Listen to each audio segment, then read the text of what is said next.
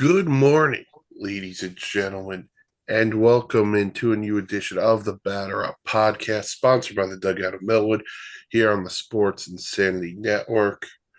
Mike, the old ops guy, Danny Boy with you. Gentlemen, good morning. Happy daylight savings.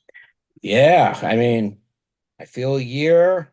Oh wait, damn it. I don't feel a year anything older or younger.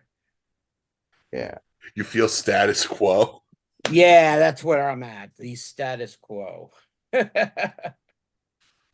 Oh. That same mark, it's like, yeah, it's totally different you than anything. Status quo.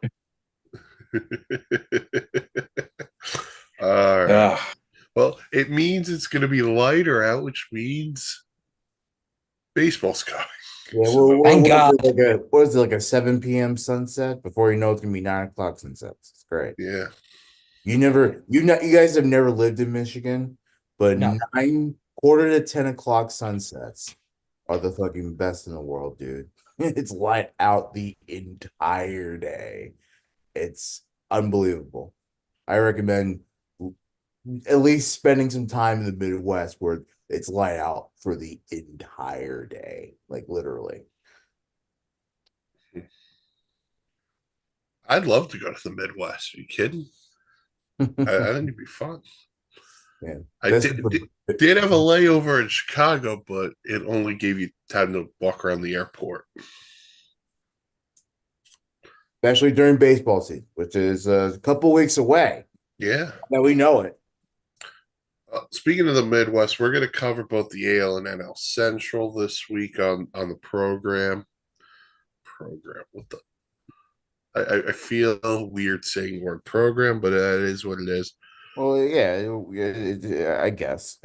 Yeah, During our live stream broadcast. Feel better? yeah, there it is. Live stream recording, however you're listening to it. First of all, thanks for listening. But let's dive in because we got some news to cover before we get into the previews. And I wanted to start with something that I thought was really funny the other day. During the Cardinals spring training game, Cardinals pitcher Lance Lynn was ejected from the game by, you None guessed other. it, home plate umpire Angel Hernandez, who everyone knows and loves. So, Mark, your thoughts on a guy getting ejected during a spring training game? On top of this, Lynn afterwards went to go to the bullpen to throw, and they told him he could not throw Right.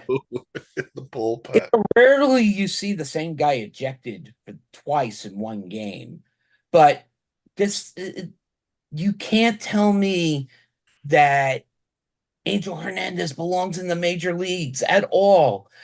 He's arguing strikes and balls. Yes, it's a no-no.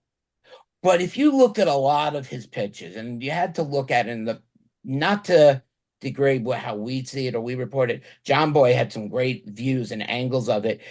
And Lance Lynn had a good amount of argument.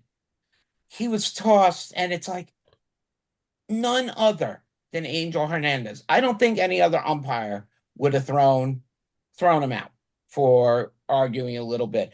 He's not going to be in there for 6 innings. He's only going to be in there for. So what does he do to try to keep fresh so he doesn't shut down? He goes out to the bullpen to continue work. Well, if it was a major league game, you can't do that. Bobby Valentine even tried proving it. It didn't work. So he could have went and pitched underground where they have a pitching mound just to keep warm and fresh, but he thought to do it out in the bullpen. You don't get ejected twice in one game, but in all other words, absolutely ridiculous. Oh, Dan. Who cares? Who cares? Like, come on now. Are we serious? Are we seriously going to be um ejecting these pitchers or players from games at spring training? Like, you're trying to get ready for the season. So it's like, it seems like this umpire's in mid-season form. And of course, who better? But I'm just saying, dude, like sometimes you just gotta, give some grace to these players. They're trying to get ready for the season. I wouldn't even be thinking about ejection. They did the same bull crap last year. They ejected some players last year too. So I don't understand it. These players are not here to mess around. We all know these games are not serious. They're just trying to get themselves ready, trying to get some reps. So let them get them reps. Who cares? Uh, you're right. You're right. They're trying to get into midseason form, but Angel Hernandez is already in midseason form. Yeah, he's in prime form, ready to go. My favorite thing is still him trying to sue baseball on a discrimination suit when he is just terrible. He is. Why? Because he's a terrible umpire. Yes, Yes. he his strike zones are never consistent, Mhm. and He's, the one thing he doesn't do is favor big time players. Like he doesn't give passes. He's ejected everybody. Oh So yeah, I'll give him that. He's not selective in who he ejects. It's just he ejects more people than F-16 fighter pilots ever do. he, if you remember back, I think it was the 2018 Red Sox Yankees series in the playoffs. And there was one game he was the first base umpire, and he got challenged on safe out three or four times, and he was wrong on each call. There's a video of it on YouTube somewhere. You could probably find it, but he is the worst. And if you go into a series with him as an umpire, you're in for it. All right, on to some other news. Dodgers manager Dave Roberts announced that Mookie Betts will be the Dodgers starting shortstop, moving Gavin Lux over to second base. Mookie in his career has played, I think it was 16 games at shortstop prior to this. Mark, are you cool with Mookie Betts as the Dodgers shortstop, or should they go sign Edgar Renteria? Wow, I'll talk about name from the past there a little bit, but I know. it caught me off guard on that one. Mookie Betts is a player I think can adjust and will do well at any position he chooses to play. I think he is the ultimate team player, willing to take on multiple positions and trying to put this Dodgers team on his back a little bit by coming out of the outfield to play shortstop. The problem is that the Dodgers are not showing a lot of faith in Gavin Lux, even at second base, and they are still looking at his uh position status, looking to see if they're going to get somebody else. I think this is a great move. I don't think Edgar Renteria needs to come back and play. I mean, I think this is going to be a good move for the Dodgers. I almost caught myself there, and it's going to give them a good tight grip on the position they were lacking. It's just it really depends on Lux. Can they be that good double play combination? I don't. I don't like this move. Um, I know Mookie Betts has played shortstop before. I Mhm. know in the Red Sox organization, he started out with the idea of him being in the infield, whether it's at second base, whether it's at shortstop, but then they moved into the outfield.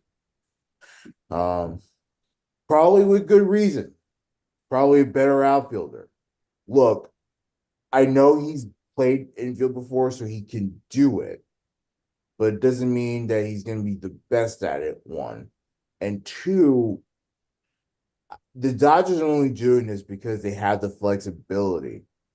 Like they can plug someone else in the outfield, and then because Gavin Lux takes at shortstop, they could plug a Mookie Betts in there, move Lux back to second base, and then do the tango however they want to do it. Analytics, that's the big thing here. It's the sabermetrics telling you, look, you need these people in your lineup, but you don't have enough positions to put them there. So now you're just doing all this stuff. You're doing the tango as I'm describing it. It's stupid. It's stupid to permanently put him in shortstop. He is not a shortstop. I don't care what anyone says. He is not a shortstop. And he can try his very hardest for 162 games or however long. Apparently, Dave Roberts said permanent for now, which is stupid. Um, it's not a good idea, but I get it. You have flexibility to do it. You need him in the lineup, so you're going to do it. And I know Betts doesn't care, but he should care because he's not a shortstop. My question is, what's the range going to look like? Because in the outfield, he can go get it. Yeah. Now you're putting him at shortstop, and presumably Max Muncy's probably going to be their third baseman. Yeah. Max Muncy's a bigger fellow, so his range is limited. So Mookie's got a range all that way. We don't know what Gavin Lux's range is going to look like. He's coming off an ACL tear. So Mookie's going to have a lot of ground to cover. Then he's hitting lead off. For me, I'm with you, Dan. I just put him in a spot and then just let it go. You said he was going to play second base. Why can't you just leave him at second base? Yeah. If Gavin Lux isn't ready by now, Yeah. then that's on you, and you probably have to go out and get a alternative. Well, it's on the Dodgers organization. Right. And again, I know they have hitters up and down the lineup, so they'll be fine. But if you're telling me that, Gavin Lux can't play shortstop, and again, injuries, I get it. But No, I'm with it. When he was playing, he was not good. He was not good at shortstop. Like, why is it so hard to address the need defensively? Like, you can address the needs offensively and defensively so that you're not constantly switching a guy and putting him in a position that he's only played 16 games in the majors. And probably longer. That was last season. But you know what I mean. You know what I mean. He barely plays his position. Yeah, so now he's learning a new position on a team that, let's be real honest, because we talked about it last week. If they don't win the World Series this year, LA's going to go up in flames. More than that. I mean, I'm keeping it PG a little bit, but there's so much pressure on this team, regardless of who's playing where, who's doing what, that at some point you just gotta say, okay, Mookie, you're gonna play here, and we're not gonna touch you. And I just think the versatility thing, as much as I love a versatile player, sometimes it's not a good thing because you have so many interchangeable parts, but you also don't have time to get comfortable in the roles you have. So I'm a little concerned by this, although it is the Dodgers, and if it's a problem by the deadline, they're going to go out and get something or someone. That's my thing. Why wait to the deadline? I'm with it. On paper, Rifkin, Mark will get you in a second. On paper, the team should be fine, unless the team is not fine. So why can't they get anyone to play in the infield? Middle infielder. There's plenty of them out there. Listen, you could have just signed Tim Anderson like the Marlins did for $5 million. That's chump change to the Dodgers. And then, listen, Tim Anderson may not hit 300 like he did a couple of years ago, but I think there's still something in there. I mean, you never know. Right. Maybe Chicago was terrible for him. Right. And by the way, By the way, that's the ultimate Dodger move. Taking a guy who hadn't performed well and then turning him back into an all-star. That's Justin Turner. Well, Justin Turner was good with the Mets, though. He didn't play for them. He didn't play because Terry Collins was stupid. That's He why. played left bench. Again, Terry Collins. That's his fault. Listen, I won't fault Terry Collins. Their asses are in the jackpot, baby. Terry Collins.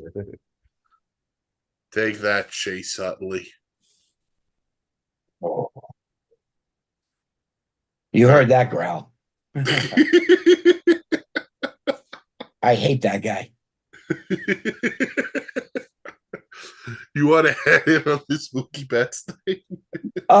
You know, it's healthy when a network can disagree on a topic because it makes for good conversation. You know, Mike and Dan made very good points on why it won't succeed. I think because of my motivations and my mindset behind it is that he can do it. And you look at this team now, that Dodger team, technically the face of the franchise is Shohei Ohtani. There's your face of the franchise. The guy is under less stress than he has to be. All he's got to do is DH this year because he can't pitch. We see what Yamamoto's done in his first two outings. First one was good, second one was putrid. Now Mookie Betts is trying to see that there's an issue, and then obviously the Dodgers are not spending any more money because, like Mike said, they could have went like the Marlins and spent $5 million and got Tim Anderson, and that would have solved your problem very quickly. I think whatever they do is going to be internally in-house or from minor league system from here on out, unless, which would be an absolute travesty, that they're in last come the trade deadline, and then we see what happens. If they touch last place at any point in this season, Dave Roberts ain't last in the season. Oh, I don't disagree with you at all. I'm just saying we watched what happened to our Mets last year, the St. Louis Cardinals. I mean, and I'll say it, even though they didn't do bad, the New York Yankees all were horrible hitting teams last year when they had the lineups that could produce. That, you know, and that's why I love a healthy conversation. So we're gonna have disagreements, but it's good for it. All right. So Mookie Betts will be the Dodgers shortstop as per Dave Roberts for now. On to a team we'll talk about in a little bit, the Cincinnati Reds. Top prospect and battling for the third base position. I'm making sure I pronounce the name right. Noelvi Marte. There you go. Bingo. Was suspended 80 games for PEDs. Last year in 35 games, he had 3 homers and 15 RBIs for the Reds. The slash line of 316, 366, and 456. So the Reds are going to be down their top prospect for 80 games. Yeah. This has got to stop. And obviously, none of these guys are taking lessons from what has happened in the past with players. Robinson Cano, and the list goes on. I pick out Robinson Cano because he's an infielder, and I don't like him. He just signed in the Mexican League. You know, the Cincinnati Reds were bound to be one of the most electric teams to come on the field this year with Noelvi Marte, Elly De La Cruz. And we're not going to see all those young guys in the same lineup because even after Fernando Tatis's stupidity with it, you would think by now these players would catch on and they're going to be tested. So what does people do? They try to figure their ways around. They say, oh, this was prescribed. No, you got caught. Now you're losing 80 games non-payable to a kid. This is a lot of money that he's giving up. For a Reds team that's ready to go and trying to get to the next level into their development of these young players, it's a tough bump in the road. It really is tough. Now, I don't care what you put in your body. I'm all for my body, my choice. I'm progressive. So that's my viewpoint on things. As long as you understand the side effects and what you're doing to your body and how it could harm your body, all the possible things that could happen. I'm cool with it. But if the league has rules that prohibit you from taking certain drugs, and there is a list of drugs out there, I'm sure MLB's drug policy tells you what's safe, what's not safe, what's banned, what's not banned. And if you are using a banned substance and you get caught with the banned substance, you're going to get in trouble. And I'm all for following rules. You know, as much as I don't care if you take steroids or not, if you don't follow the rules, then that's on the player. And I think we talked about this around the time that Tatis um, got suspended. We had a whole thing on this very show. Why is it that um there's no communication between countries and different baseball leagues who are bringing in these Dominican players? Um, you know, that there's no communication on what drugs they can use or can't use to help players when they're recovering from injuries or just in general, because I know performance enhancers, not all performance enhancers are bad. This one in particular, though, like this stuff was used on horses, and it's a pretty strong steroid. So why is it that there's no communication between the players? Either there's no communication or these players don't give a fuck. Excuse my language. Um, but why there's just no communication saying, hey, look, we're going to lose you if you get caught. It boggles my mind with these teams. It really does. And to your point, Dan, like every team trainer has a has the banned substance list. If you're recovering from an injury, hey, my doctor prescribed this. Is it on the banned substance list? There was a guy, I think it was the Brewers a couple of years ago. He got suspended for PEDs, but he was on a fertility drug because him and his wife were trying to have a kid. Right.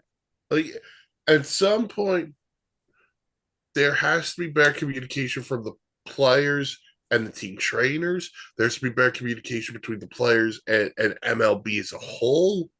Yeah. And this is not a knock on Novelli Marte, but you have an opportunity to be the starting third baseman for your baseball team. And I don't want to say you've let them down, but people are going to look at you differently now because you're serving the suspension. You're not going to have the opportunity to be the opening day third baseman. And when you eventually get recalled or join the roster, they're going to expect you to produce right away. And if you don't, you're going to be And in a back down. world of trouble. So It's a shame. It's a it shame. is. In some rankings, top 50, definitely top 100. So Yeah. it's like, you're this is a good player. And he raked last season too. I watched some of those Reds games. Yeah, he came up late, Like, had great numbers. Yeah. I'm On a just team that's gonna be fun. The Reds yeah. are gonna be fun. Man, that's the biggest shame. You have all these young players on Cincinnati, and he's not going to be part of it because potentially he was, trying to become a better player using drugs. Again, I don't care what you put in your body, but there's rules. You got to follow the rules. I said the same thing with Tatis. I said the same thing with Cano. Got to follow the rules. I don't care. Speaking of Cincinnati Red legends, Hmm. Joey Votto, who was a free agent for a while, and I got to be honest, I had no idea he was a free agent. I thought he had retired. He has signed a minor league contract with the Toronto Blue Jays. It makes sense. This is a lineup that I thought you were you going to say because he's Canadian. that too. Um, this is a lineup that has changed a little bit through offseason moves, and they need to replace a little bit of power, maybe even obviously Votto is going to be the DH with Guerrero at first. If he doesn't make, if he does in fact make the team as he's on a minor league deal, I think this is a wise move. You invite him to camp, you're going to pay him well below expected if he hits well in spring training, enough to keep him on the roster. Something the Mets did with Adrian Gonzalez a long time ago. There's a blast from the past. Uh, I'll say this on Vada. I think he'll make the team for two reasons. One, a Canadian playing in Toronto, which means he's gonna help with the ticket sales and stuff like that. So there's stuff like that. The other part is you mentioned Vlad. Vlad's not a great defensive first baseman. So there are days where Joey Votto could spot him and he could DH and do his thing, and you're not losing anything defensively with Joey Votto. Good point. So I think this is something, and this is a lineup that probably needs some left-handed hitting because they are so right-handed dominant with Vlad and Springer dingers, you know. So getting in that left-handed swing of Joey Votto could be something beneficial. And clubhouse leadership can never go wrong with that. Dan, what's your take on this? As I get an ESPN notification, I apologize. No, it's all good. Anything big? Okay. Anything big? Probably not. No, some bullshit. Excuse my language. But We got two excuse your languages from Dan today. uh I mean, wonder how is because he has a lot of mental health issues. I wonder how he's gonna handle a bigger MLB market like Toronto. Not saying that he can't handle it and stuff, but in case he does get called up, like how is he gonna handle it? It's a different animal than Cincinnati, that's for sure. In terms of his play, obviously he's not the player he once was. I don't think Toronto's getting him for that. But it's Joey Votto. Like anytime you can get a veteran baseball player who has seen it and done it before, big time slugger, I don't see how you can't do it. And um, certainly a team like the Blue Jays could use him if he's available. First of all, let's see how he does in the minors. But yeah, I think it's a good move. It's a good safety net move by the Blue Jays to It's make low sure risk, high reward. just to make sure that in case you have to call someone up, you have a veteran. You're not calling up some weird ass, young kid who's still trying to learn how to hit. Like, I'm sorry, it doesn't work that way. In a lot of times, it doesn't work that way. Mm-hmm. But if you can insert a veteran like Joey Votto, it's perfect. And look, they're not asking him to hit a trillion home runs. You have Vlad Guerrero do that. But still. It's to provide something. Well, it's leadership, it's other things. You could produce for the team in other ways outside of just hitting the ball out of the ballpark. Staying in the AL East, the Boston Red Sox got some unfortunate news this week as starting pitcher Lucas Giolito has a partially torn UCL and flexor strain and could miss the 2024 season. According to Jeff Passan of ESPN, Giolito, who signed a 2-year deal with Boston, may need surgery to repair the right elbow damage, which begs me to ask it this way. Boston, you may want to get up back on the phone with Jordan Montgomery. And work out a deal with him. Go ahead, Mark. No, that's what I was going to say. Now is prime time for Scott Boras to go get Montgomery a deal of what Montgomery wants, which I think it's astronomical at $30 million a year. But you got Blake Snell and Jordan Montgomery both out on the free agent market. You have to think the Red Sox are gonna grab one of them. The question is, who can they get on the friendlier contract? Can can they get Blake Snell so that the Yankees can try to get Montgomery back? Because I would hate to see Montgomery in a Red Sox uniform. Even though the Red Sox are going to be terrible, I'd still hate it. Um, it has to be Montgomery though. Like you cannot. And look, the Red Sox have been playing this game too long. You need a starting pitcher. He gives you instant credibility on a team that stinks, or on paper that stinks. Excuse me. Anything can happen in baseball. Um, why not go after him? It's not a terrible idea. Just do it. What are they waiting for? And they've had conversations with him. So you're what are you waiting for? And unfortunately for Lucas Giolito, this totally stings for him. But you're the Red Sox. Look, we talked about we've talked about them a lot this offseason. The fact that they have done legitimately nothing to help this team. You're in a situation now where you need a starting pitcher. There are two out on the market. Go grab one. The price shouldn't matter. It should just be at this point, okay, we need it. Here you go. It's just, I'm kind of shocked by the way the Red Sox have gone about this whole offseason.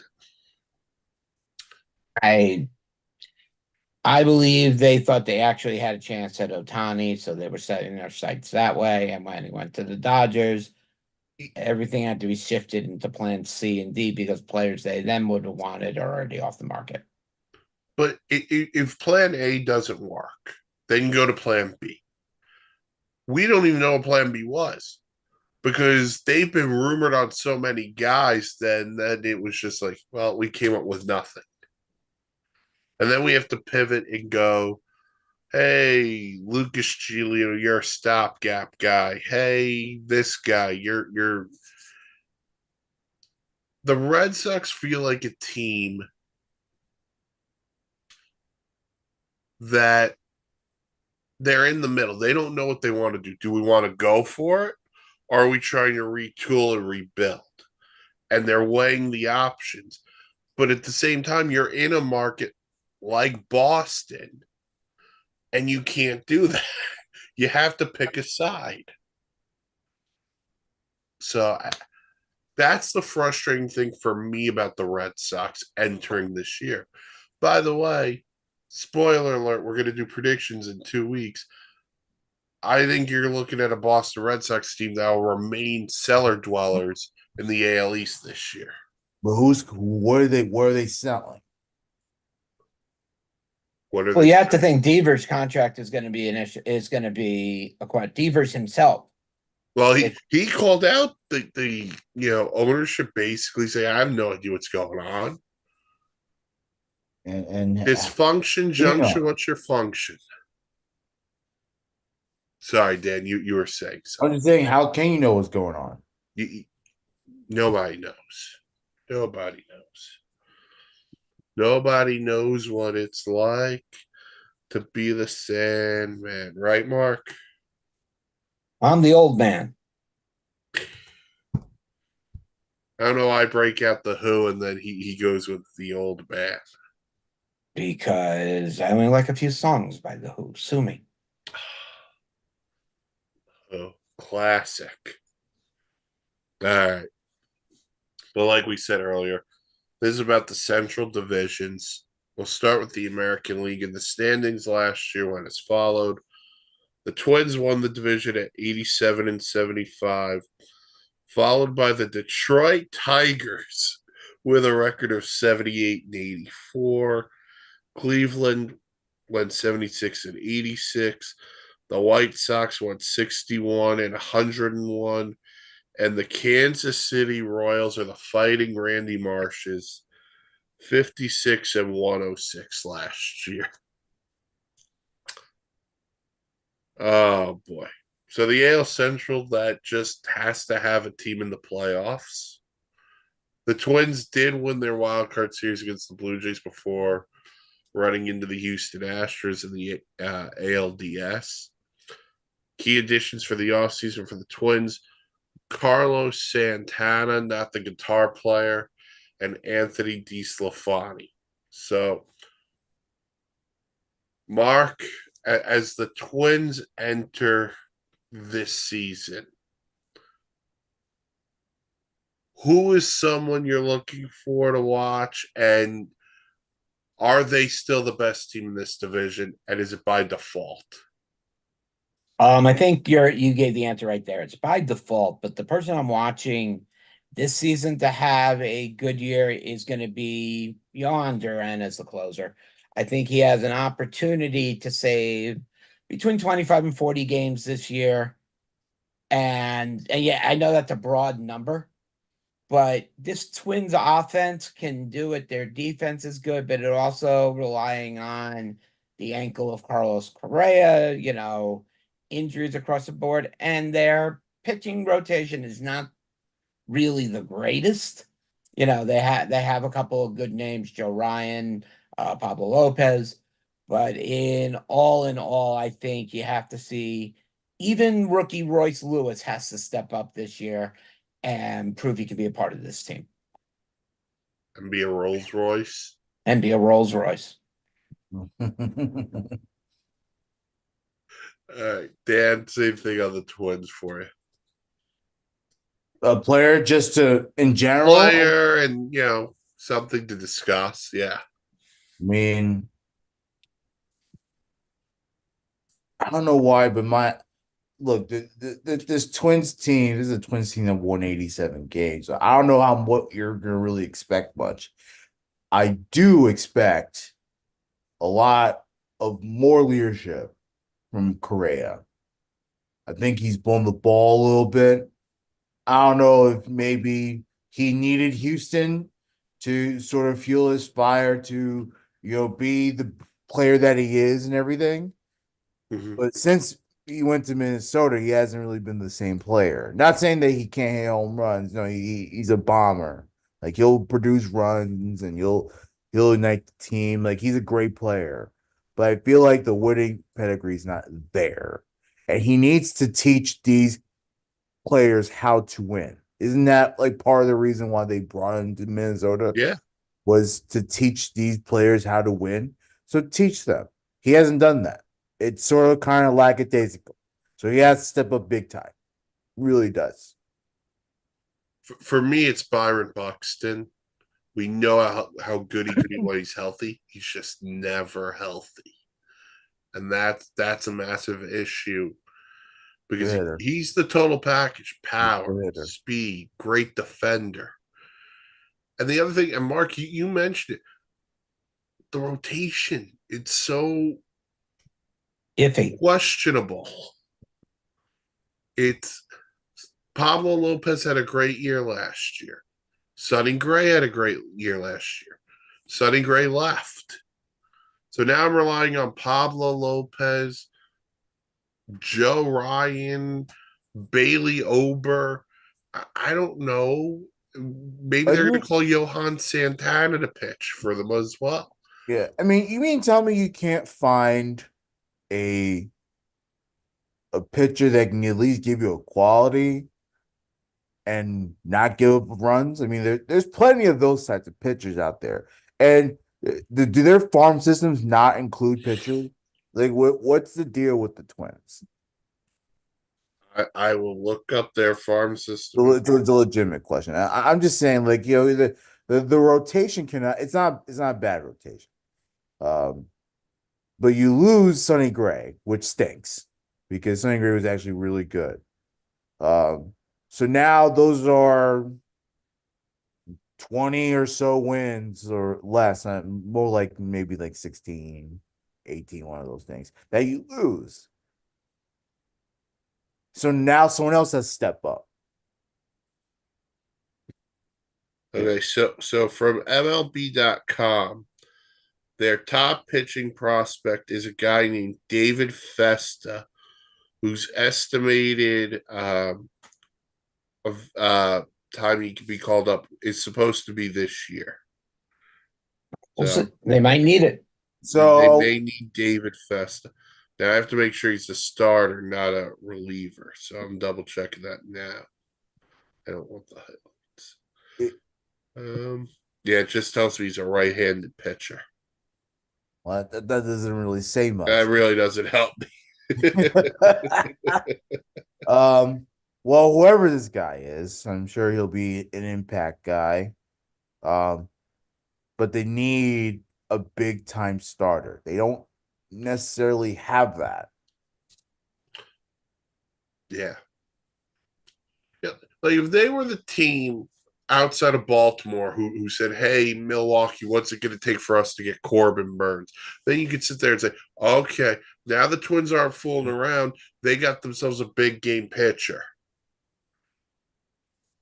And it just feels like I don't know. This division is so questionable as what I'm going to because all of these teams could be somewhat better, but it's not a competitive division. The White Sox, we'll get into, they look like they're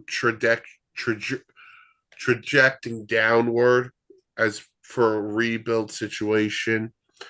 Cleveland, as much as I love Cleveland, it hasn't been relevant since Drew Carey left.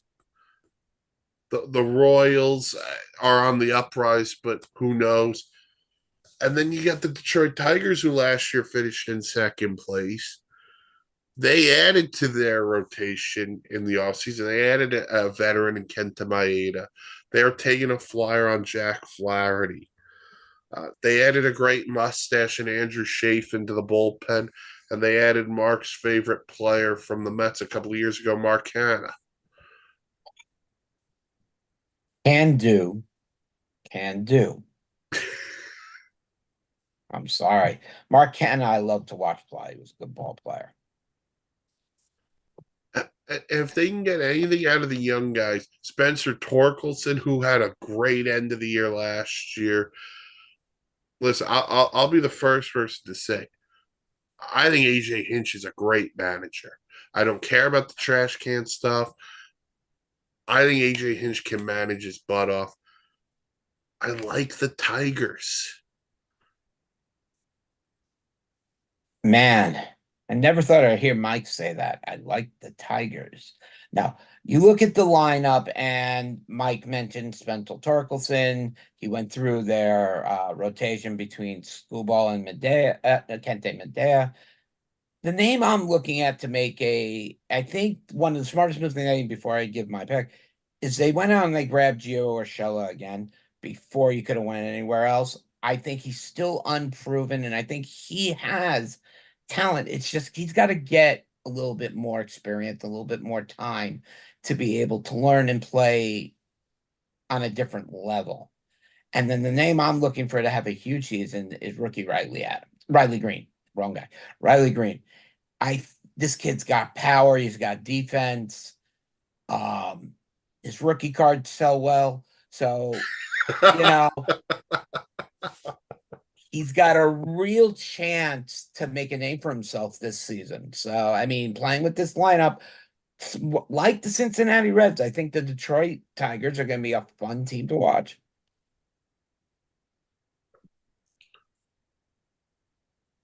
Dan. I love Urshela. So I mean, that's my boy.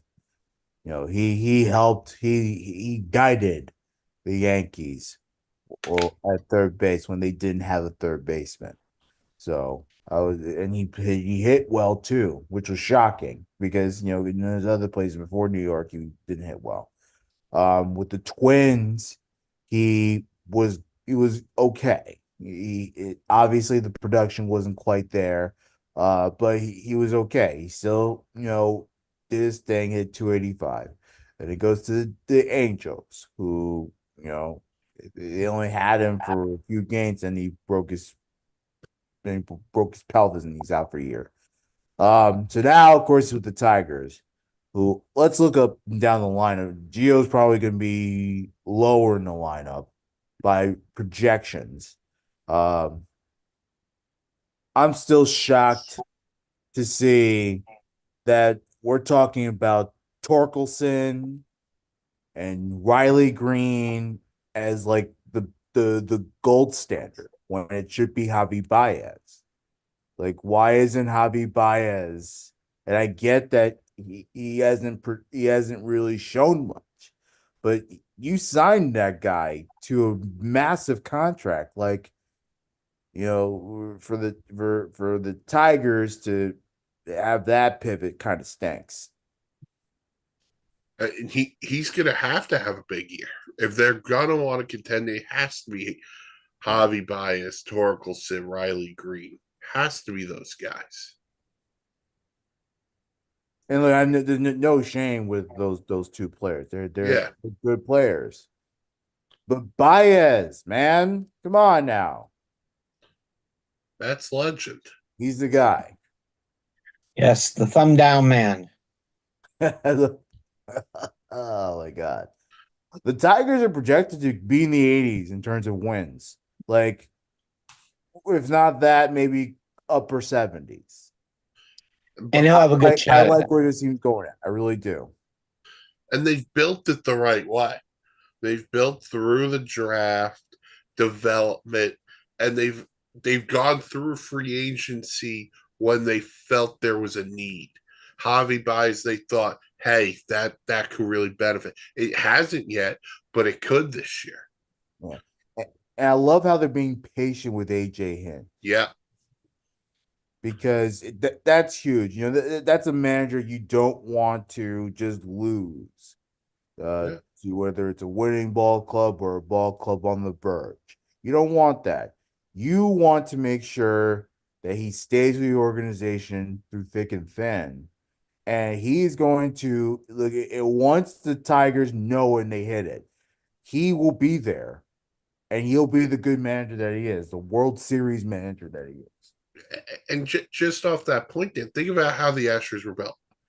Altuve, Bregman, Correa, all draft picks, with AJ Hinch helping develop them while being the manager. Now he's doing the same thing in Detroit. So you're right, the Tigers are on the prowl in the AL Central.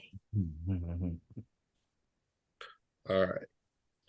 Then there's the Guardians, who were 76 and 86 last year. And the biggest thing is this. Terry Francona is no longer in the it'll be Stephen Vogt. Um, I I don't know what to expect out of Cleveland, but I never know what to expect out of Cleveland. Well, Cookie's back in the rotation, so that's a Yeah, he pitched well his first spring training start too. so that's something that's something that the Mets never got, but that's Oh, you're telling me. something. um, the the lineup seems a bit quiet. Seems a bit quiet there. I think they need definitely more production out of a lineup that's you know not Ramirez. Mhm. Personally, I want to see my guy, Andres Jimenez, have another big year. Look, the Lindor trade was really a fair trade when it comes down to it because I knew Andre Jimenez was going to be this good. I think he's poised to have a much better year than last year. I think he's your number 3 hitter right now. You got, like Dan said, you don't just want to hear about Jose Ramirez. Obviously, he's your force. And you got, Bieber's out, back. And you got one of the best closers in the Emmanuel Klotz, and he should have a good season as long as Cleveland gets him the ball. And the question is going to be where they are at the deadline. What happens with Shane Bieber? Because he's a free agent after the season. I think you could get a lot for him still at this point. And he pitched well last year. So that's going to be interesting. But they don't score runs outside of No. Jose Ramirez. They just don't. No, that's And that's why. go ahead. No, that's why you need people like Jimenez, Bo Naylor, Will Josh Brennan, Naylor. yeah, Josh Naylor, and Bo Naylor. We got the both. We got the You brothers, got right? the Naylor brothers. You got the brothers, and there's leadership on this team, but there's no clear leader, and that to me is a problem. Not even Jose Ramirez, gets around these guys like he should. Sorry, no meant to this, but it is. I mean, it was so bad in 23 that one of their best hitters, Ahmed Rosario, I know you guys know him very well, Oh yes, had to be traded. Mhm. That was a big name trade. You know how embarrassing that is? And again, Rosario's a good player, but You want to hear that's about their a big crazy name Met trade. land trade? Ahmed Rosario was traded for Noah Syndergaard. And cash. Met yeah. legends. Exactly. So that's sort of where we're at with Cleveland. Like they don't have lineup that scares you. And that's who they've been for, it feels like the last 20 years. That's what it feels like. They have a line that doesn't scare you. They have pretty good pitching. And then you go from there. But listen, Jose Ramirez is one of the best players in all of baseball. They just need to find a way to protect him. When do you tap out of your Jose Ramirez? Like when do you just say, no, I can't do this no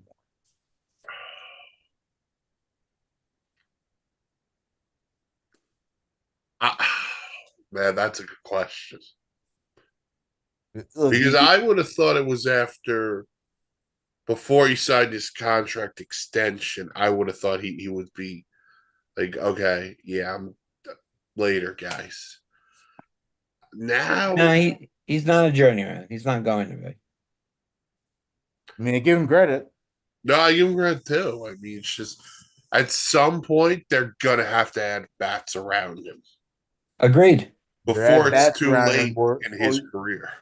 or look, you traded Rosario for a reason, right? You want you to he was no longer going to be a service because the Guardians are terrible. You mean tell me that you can find no one to take on Jose Ramirez? Oh no, someone would take him on. You know, I could think of 5 or 6 teams off the bat who could use a pretty good third baseman. We go get Groot from the real Guardians. They recruit.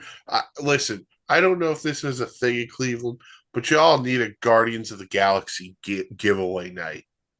Absolutely. maybe is that silly little plant that they got that grows old and you could Grows old. you can scare all the other people. It's great. Oh my god. All right, on to the Chicago White Sox, who were one of the major disappointments of baseball the last 2 years. They finally seem to have a little bit of a direction. They look like they're going to start this rebuild or retool on the fly, whatever you want to call it. But at some point, the White Sox, you have all these good, young, talented players. They need to show up. The guys you acquired, the Eloy Jimenezes of the world, have to show up and say, we could stay healthy. We could be that team from a couple of years ago that won this division and gave the Astros a run for their money in the playoffs.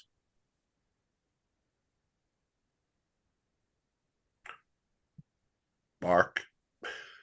Sorry. I had a call coming in. Sorry. I had to. Oh no, you're For me, okay. Mike, I apologize. Oh, just the White Sox. Thoughts on the White Sox? White Sox in general, I mean, you have a team that has one of the most coveted pitchers that every other team wanted to try to trade for in Dylan Cease.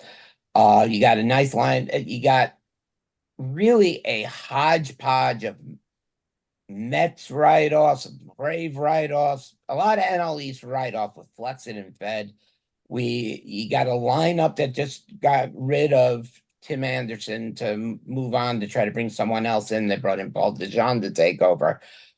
The name I'm looking for this year is a guy who needs to really improve where he's at, and that's Luis Robert. 2 years ago, this guy was all over my radar and a lot of other teams' radars as being a future top end center fielder. It hasn't translated to that, and we need not we the Chicago White Sox need him to start proving why they're making him the starting center fielder and why they're investing in him so much. Dan, I think they want to prove doubters wrong. Like, I really do think this White Sox team is going to actually go out there and try. I mean, I really think DeJong, who knows how to win, could be a key factor into all that. They have to build a mindset of we don't care. We're going to go out there because we're trying to make it. I mean, these players, that's what all these players are trying to do. They're trying to make it. This team, to me, seems to be a little more closer to the 100-loss team that they were last year. Last year, they certainly did not look like that, but they ended up being that. mm-hmm. So, but I mean, why not try to prove doubters wrong? To me, it starts with the rotation, and it starts with everyone else's work ethic that they have to put in there. They have to just not care and go out there and just play the damn game. Like, you have a career on the line to go out there and play. Well, what's the worst that could happen? You lose another 100 games? My thing is they have so much talent, and then they have guys who just can't stay on the field. Mm-hmm. Eloy Jimenez can't stay on the field. Yoan Moncada cannot stay on the field. Luis Robert, for as good as he is, he's been injured. Kopech at the top of the rotation. They need to find some stability. And now, they've moved off of Lynn. They've moved off of Giolito. Those two guys at the top of that rotation a couple of years ago was so big for them. Now, everything is in that rotation. It's okay, what can we expect? I don't know if they're closer to I don't know if they'll lose 100 games just based on some of the talent they've got. But I think it's a big prove it year for a lot of these guys. And if they don't have great years, they're going to have to sell off some of these pieces and literally start it from scratch. So, and then there's the Royals, who haven't been relevant since either the Lord song or when they won the World Series. And Else with cheese.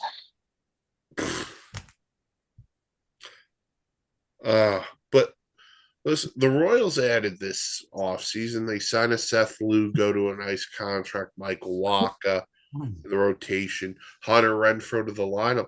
But the biggest thing they did was they kept their biggest star, Bobby Witt Jr., and gave him a luxury deal. It's a lifetime deal, pretty much. It's a lifetime achievement award.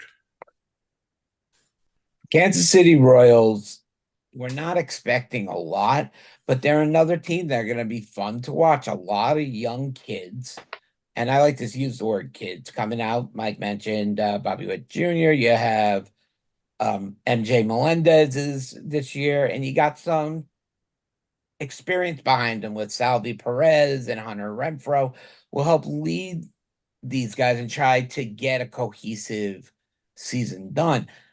As for pitching, I find it funny, back-to-back teams that both just really go with Mets write-offs. You got Waka and Lugo. Lugo, I don't like as a starter.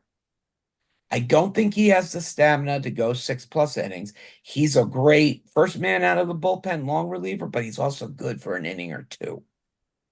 So we'll see what we get out of him.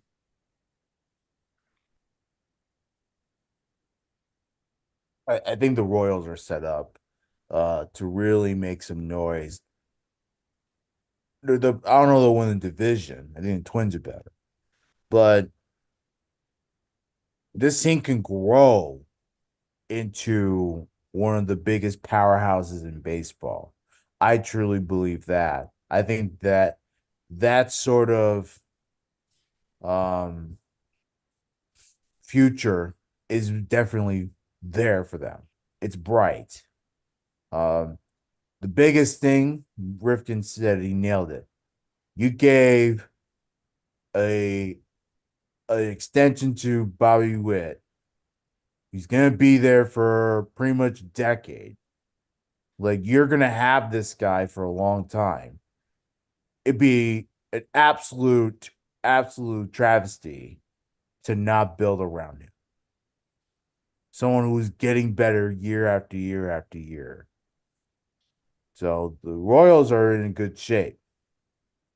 I do like what they have in their pitching rotation. Again, Seth Lugo's fine, but the thing is that if you're expecting him to be a big time pitcher, you're not getting that. He's basically a starter on loan. That's the best way I could describe it. He's on loan from the bullpen. Like he'll give you his innings, he'll give you a quality start, and then that's it. We're not looking for quality starts. I get it. The league has changed. That's a lot of pitchers can only give you that pitch count, whatever you want to make excuses for not going 7 innings. You And, need big name starters. and the other part to your point, Dan, sorry for cutting you off, but you're right. Guys don't have to give you 7 innings anymore. They only have to give you 5, 6 innings, and then it's bullpen. I mean, So look, I understand guys have bad days. It happens, but pitching is most important when it comes to baseball. This pitching lineup is not the greatest. It will get some work done, but this team has to hit better than it's going to pitch. but here's the thing: they won 56 games last year. You get that to 70 to 75, you're trending upward into next year too. Massive. Correct. That's what it's a process. It is a sprint, not a marathon, but it's a marathon. It is what it is. Yes. But listen, the Royals are slowly but surely turning the corner. All right, so there's your AL Central conversation. Then we got the NL Central last year. What looked like this. The Brewers won the division at 92 and 70. The Cubs were at 83 and 79. The Reds went 82 and 80. The Pirates 76 and 86. And the Cardinals 71 and 91, which is the worst Cardinal team I think I've seen in my lifetime. And that is saying something. The Cardinals should be better, by the way, this season. We'll get to that in a second. Oh, yeah.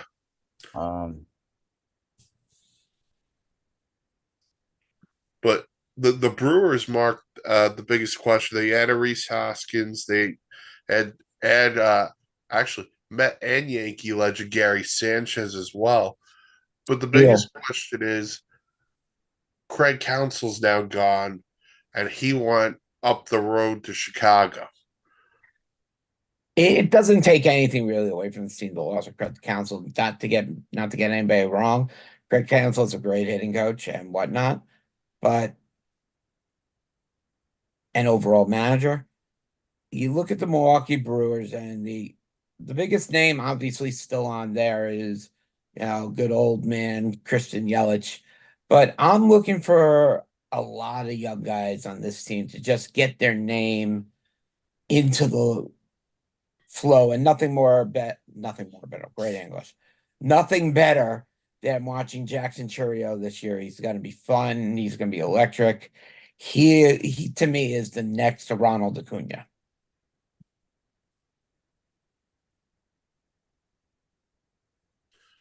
Dan, the Brewers.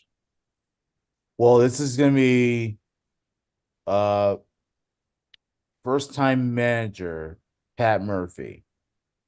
He had been a coach, he'd been the bench coach, as a matter of fact, Mhm. with Craig Counsell. So as you can probably imagine, it's going to be a lot of the same old nonsense with sabermetrics and moving players around and doing all those things. The thing that can help his lineup is Reese Hoskins. And I thought that was sort of like the most underrated signing in the offseason. How, and look, obviously the Phillies had their own goals, so they weren't going to re-sign him. How Reese Hoskins ended up with the Brewers still escapes me. We don't know what he has left in the tank, but we saw what he was like before. Yeah.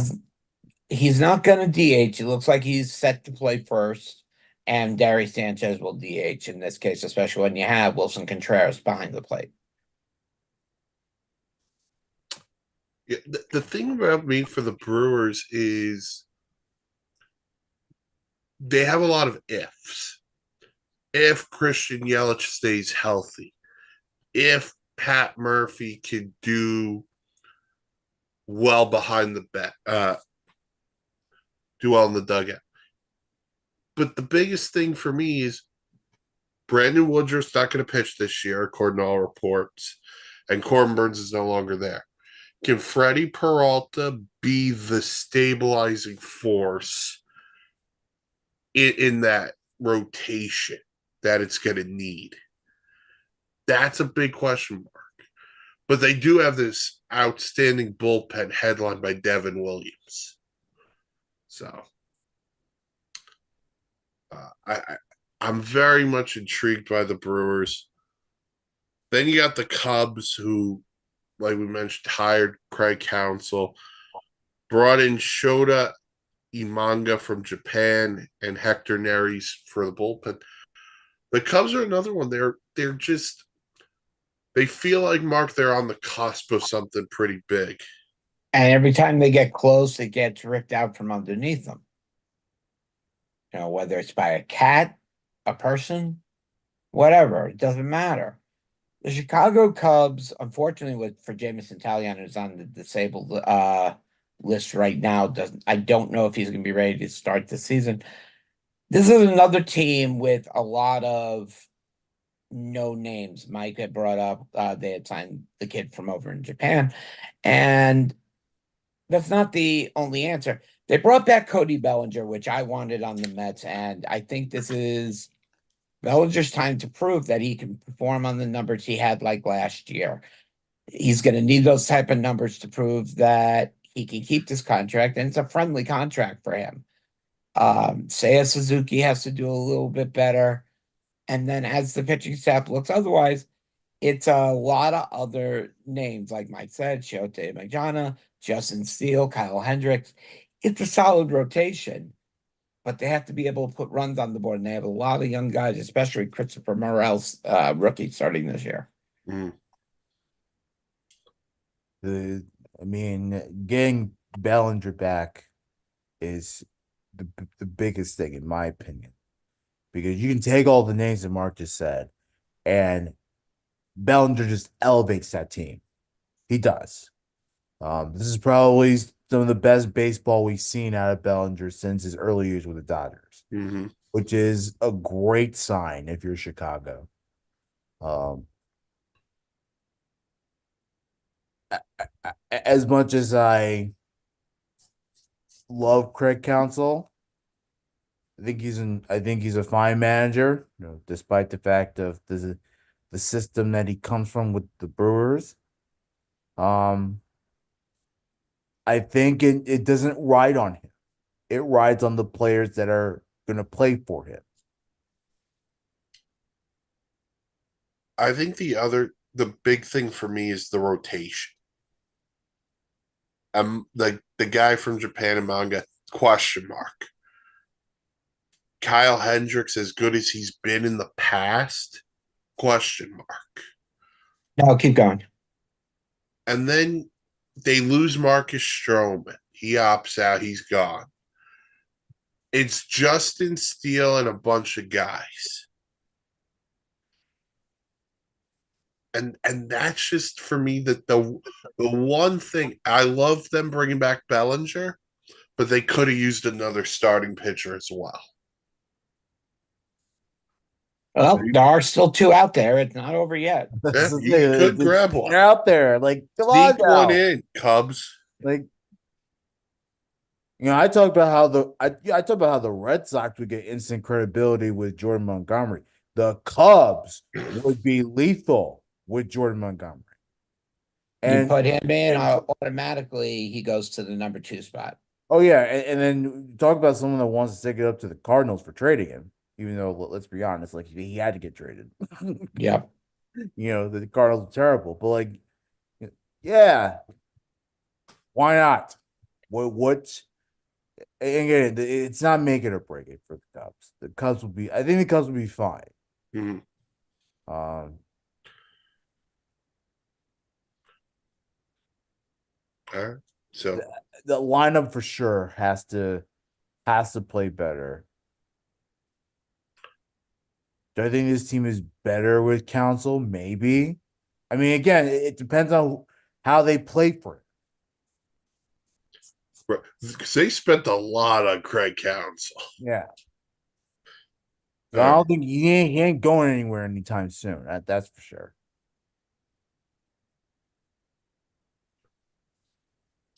True. So that's the Cubs. And then the Reds, who are one of the better stories of the league last year. We talked about them earlier. They did add some pieces. Jameer Candelario, Nick Martinez, Frankie Montas, who Dan knows very well, Emilio Pagan, and Brent Suter.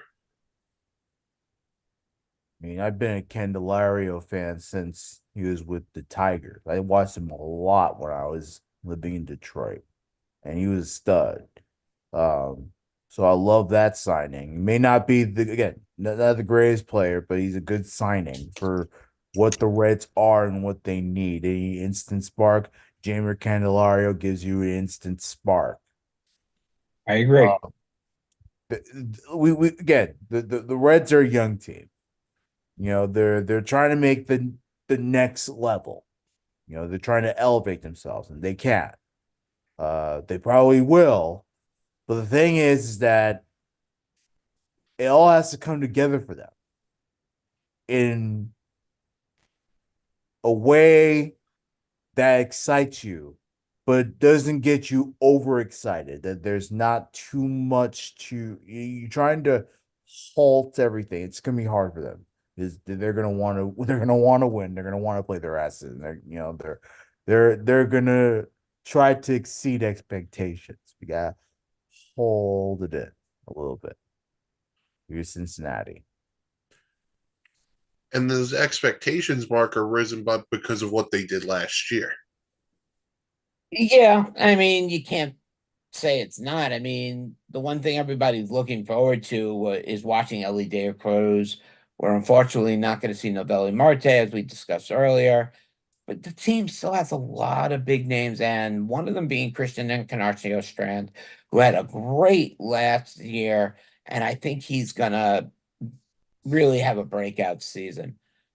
My question becomes, is Hunter Green?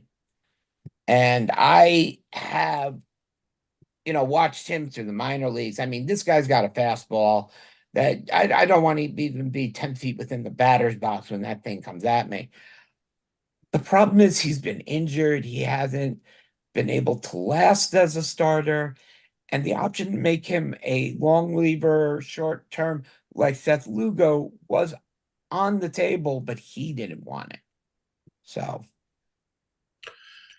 And if he can stay healthy, that gives the Reds a legitimate one. Nick Lodolo gives them a legitimate two. Andy Abbott gives them a three. The rotation's good. The offense is good. Can the bullpen be good? Can it all come together for the Reds? And by the way, this is the year. If you want to win the NL Central, this is the year. The Brewers are a question mark. The Cubs are a question mark. Everybody in the NL Central is a question mark. Biggest question mark is more like a plank, and that's Pittsburgh Pirates, who started last year red high. I think they were 20-5 or something like that. They wind up 10 games under 500.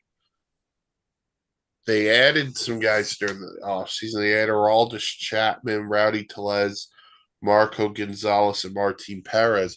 But the big thing for them, Mark, is can O'Neill Cruz come back healthy after he broke his ankle last year? and it's not can, is he has to come back healthy. They need Exactly. his arm and his bat in that lineup because he's that crucial, not only just to the defense, but to the offense as well. This isn't a team that's going to win 100 games. I mean, my biggest thing is I am happy they brought back Andrew McCutchen to finish out his career. Most likely, this will be it for him. He gets to finish out with the team that gave him a start in the MLB. Good luck to him. I hope he has a good year going out. And Pittsburgh will do what they're going to do. Come the trade deadline, I see their names on this team that teams will be asking for. It'll be questioned if Pittsburgh's willing to trade him. Remember when O'Neill Cruz was like a big, like one of the biggest trade pieces, if I'm not mistaken? O'Neill Cruz, put it this way, has a faster zip on his ball from shortstop than from Francisco Lindor. I Yeah. know. He throws hard. And he's like 6'8". I definitely think that Cruz needs to come back huge. Don't sleep on Rowdy Tellez, though. I know he struggled over the past couple years, but like he can still bring that power Oh yeah. that he had in Milwaukee. So don't sleep on him. Don't sleep on him.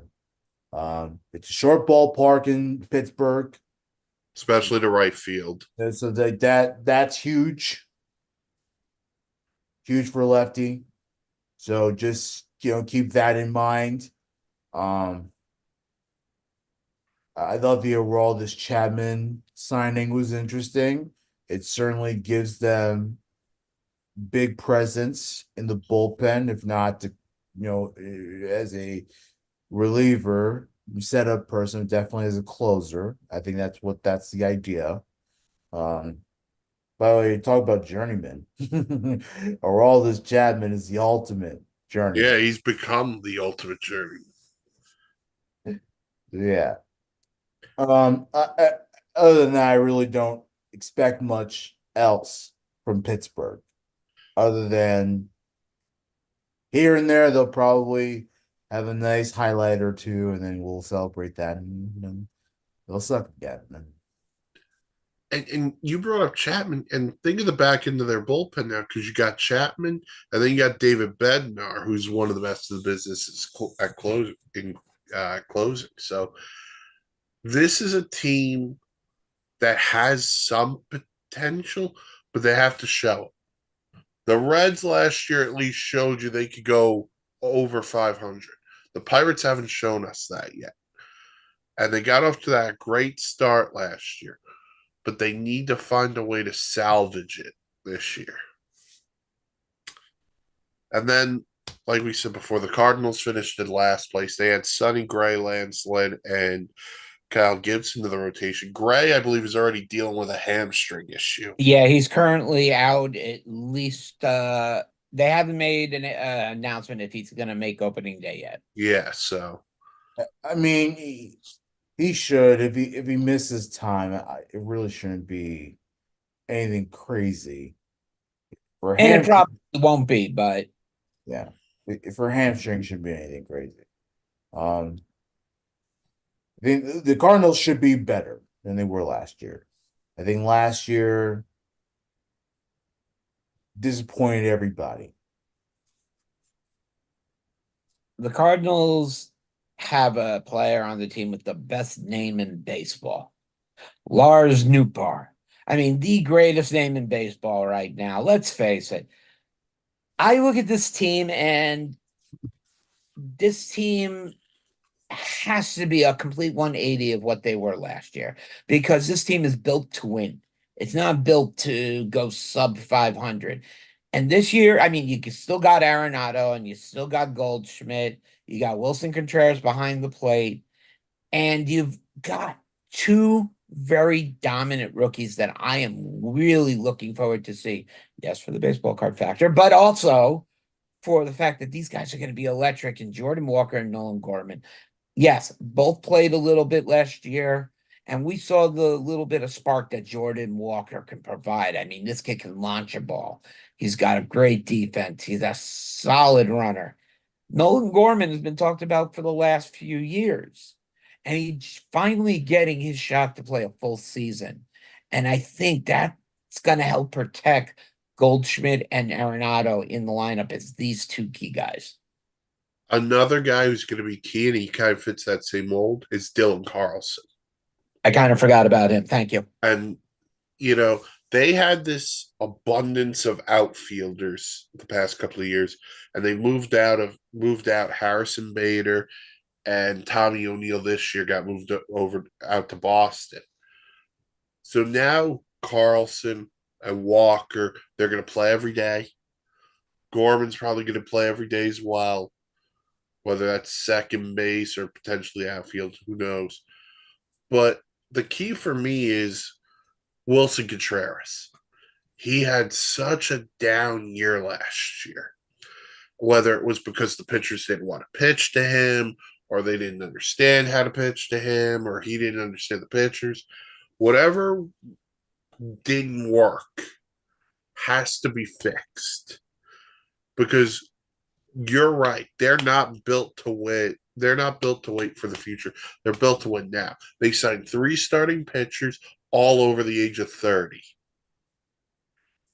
They need this to be a big year in St. Louis because the clock is ticking on Goldschmidt and Arenado.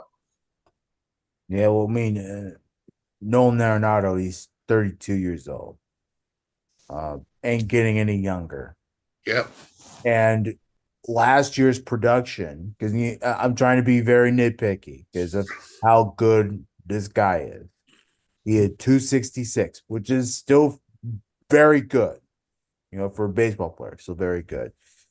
Far cry from the 300s and the 290s, the 280s that he was putting up in obviously his early years in Colorado, and of course when he started with St. Louis. So it is a factor now that his age, even though he's still fairly on the younger side, it is a factor that Arenado is starting to feel it a little bit, going into early to mid 30s here.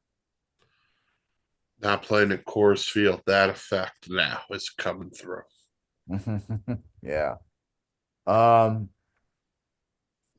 I really think the Cardinals really do have a shot. But the problem is, I don't know how much they could recover after losing Molina and Wainwright to, as they Old went age? on their own ventures, if you know what I mean. No, that's very fair. That this is a team getting older. Despite So having some youth, they're getting older. And I think outside of Dave Roberts, the manager probably with the next most pressure might be Oliver Marmol going into year three this year. Last year, he was given a pass for whatever the reason was. He was given a pass.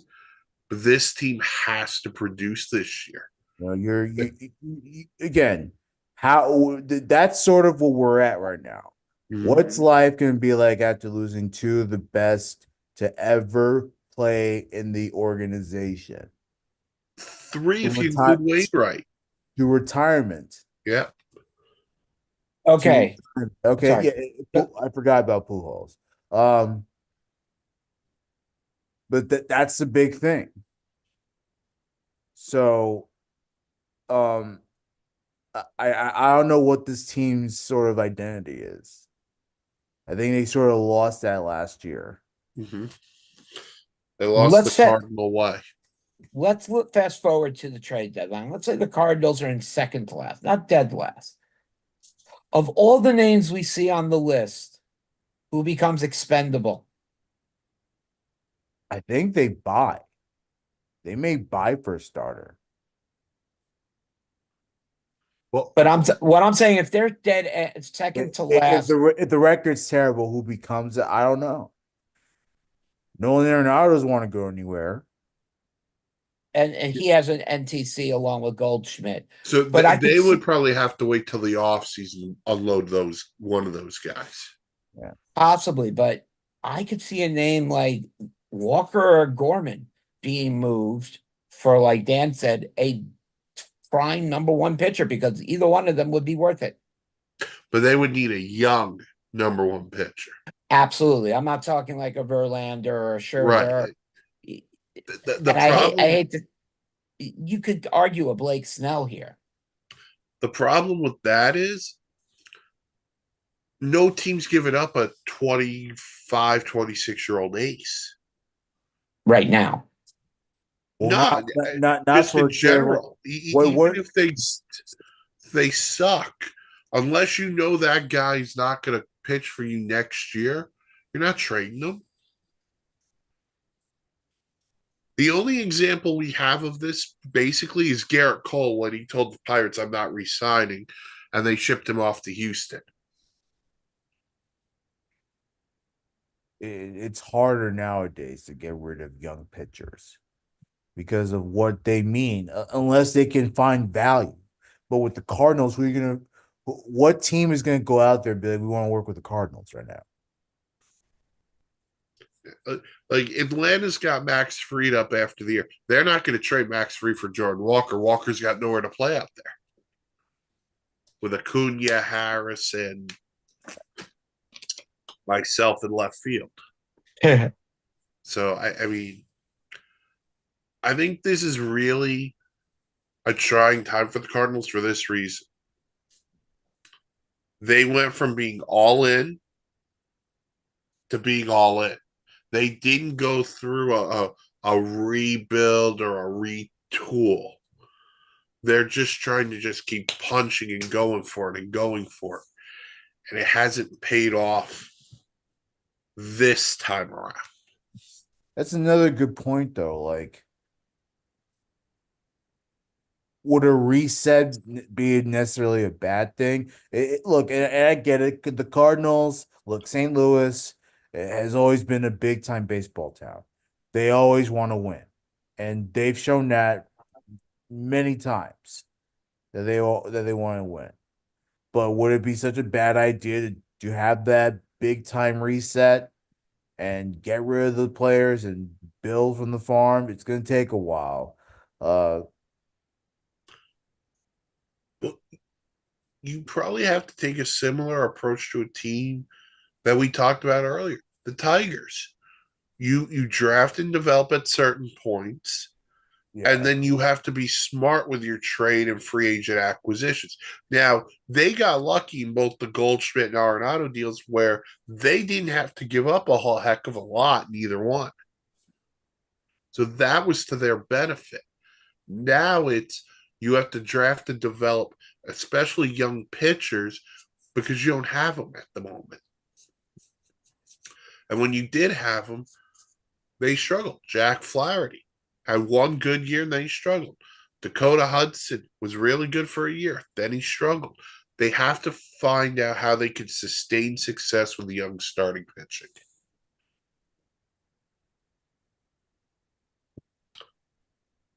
So, anything else on the Cardinals? I just hope to see a better turnaround from them. All right. That'll do it for this edition of Batter Up, sponsored by the Dugout of Millwood.